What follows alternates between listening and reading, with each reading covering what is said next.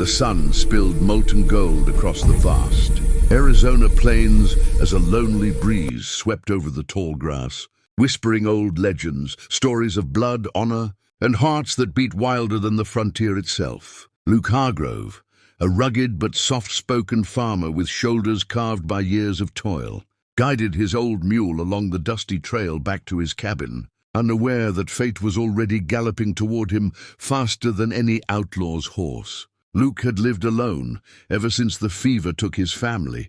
His days were filled with plowing fields, repairing fences, and speaking to no one but the wind. But that evening, as the sky blazed with red and the coyotes sang in the distance, he sensed something, someone watching him. The Apache lands stretched not 20 miles from his ranch, territories he never trespassed, not out of fear but respect. The Apaches were known for their strength, their towering warriors, and their fierce women whose spirits burned hotter than bonfires. Yet nothing could have prepared him for the figure that stepped out from between the rocks, a girl, but built like a goddess of war, tall, broad-shouldered, powerful, her presence shaking the calm earth beneath her feet. Her raven-black hair flowed down her back like a wild river, and her amber eyes glowed with a hunger he had never seen before, a hunger not for food or blood, but something deeper, raw, almost forbidden. Luke froze, his hand gripping the reins as she approached. Each step deliberate, determined, heavy with purpose. Her voice, deepened by sorrow and solitude, rolled through the valley like thunder. "Farmer," she said, her accent thick and melodic. "I'm starving for a man's touch." Luke felt the air punch out of his lungs. No woman had spoken to him like that, not ever. She stood so close he could feel the heat radiating off her sun-bronzed skin. Though towering and formidable, there was vulnerability in her eyes, years of loneliness, carried inside a body built for battle. She said her name was Tall Feather, daughter of the great Apache chief, but cast out after a raid had gone wrong, and her strength, once praised, had been blamed for tragedy she never intended. She had wandered alone for months, living off the land, avoiding both her people and the white settlers who feared her. But when she saw Luke tending his fields day after day, silent, gentle, unlike any man she'd known, something inside her cracked open like dry earth after rain. She confessed she'd watched over his farm secretly, protecting him from bandits, wolves, even a pair of drunken outlaws who'd wandered too close. Luke listened, stunned, as she explained how she admired his quiet courage, how his loneliness matched her own. The farmer swallowed hard, unsure whether to fear her or comfort her. But as she stepped nearer, the moonlight revealed tears clinging to her lashes. "I don't want war," she whispered. "I don't want battles. I want someone to see me, someone not afraid of me." Her massive hand trembled as it grazed his shoulder, soft as a falling leaf despite its size. Luke felt something inside him shift. His heart, long dormant like a forgotten well, began to beat again. But the Wild West was never a place where hearts were allowed to rest. As he opened his mouth to speak, a sharp whistle cut through the evening air. 3 riders crested the ridge, armed men, bounty hunters hungry for Apache blood. They spotted Tall Feather instantly. She growled under her breath, shoving Luke behind her as arrows and bullets shattered the silence. The battle ignited like lightning on dry ground. Tall Feather moved with impossible strength, lifting a fallen log as a shield, charging like a storm born of the mountains, but even she could not hold forever. Luke, shaking, grabbed his old rifle, his hands remembering the weight of defending what mattered. He fired back, not with rage, but with purpose. For the first time since his family died, he felt alive, fighting not for land, not for revenge, but for her.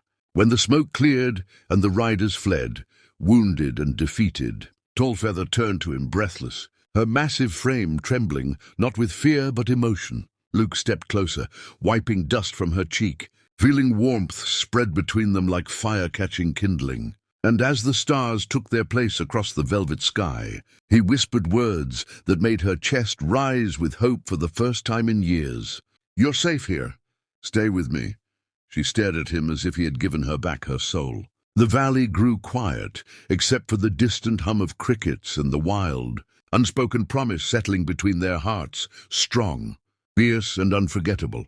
The dawn crept over the mountains like a shy child, brushing light across the wounded land where Luke and Tallfeather had stood together against death.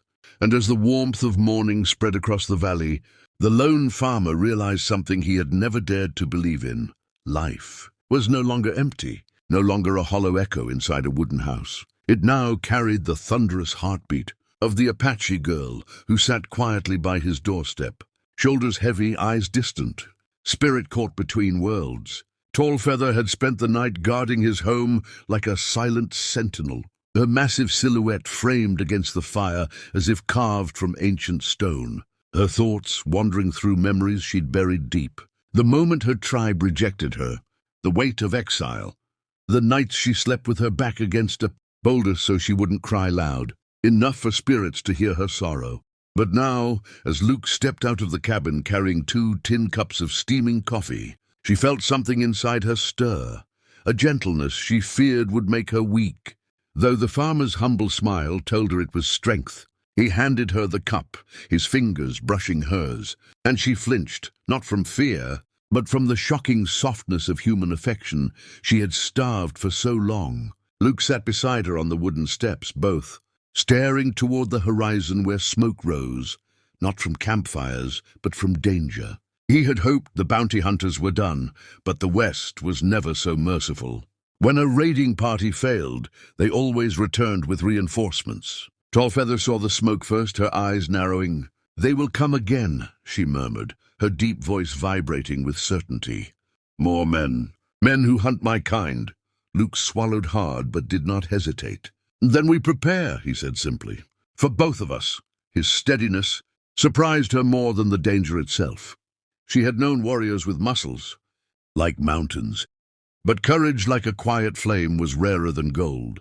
She tried to warn him that helping her would make him a target for both settlers and tribes. But Luke placed a gentle hand on her arm, a gesture so small, yet it shook her entire being. "You protected me long before I knew you existed," he said. "Let me return the favor."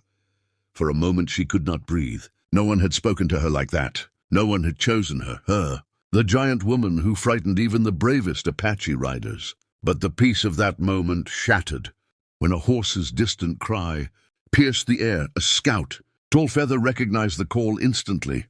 She rose to her full towering height, her muscles rippling as she surveyed the open fields, calculating distances, paths, and dangers with the instincts of a seasoned warrior.